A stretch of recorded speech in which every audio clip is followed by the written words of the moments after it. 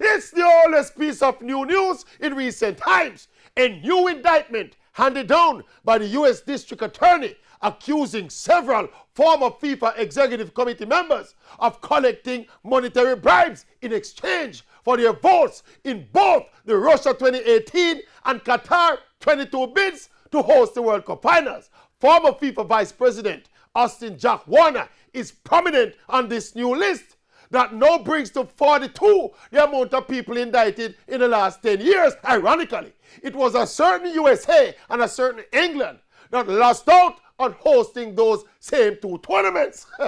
Well, you know, I have a problem with this prolonged, almost endless hunt of these football people. Conspicuously, none of the top European bosses who were integral to this process, then FIFA President Sepp Blatter or former UEFA boss Michel Platini, seem to be heading to prison.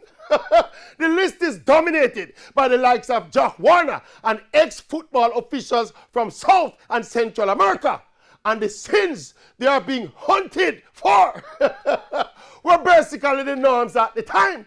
And more importantly, are no worse sins than the sins of institutional racism or apartheid. And we don't see them relentlessly hunt down those who committed those terrible atrocities against black people. All of them were allowed to move on. Why? We can't move on with the football too. Move on!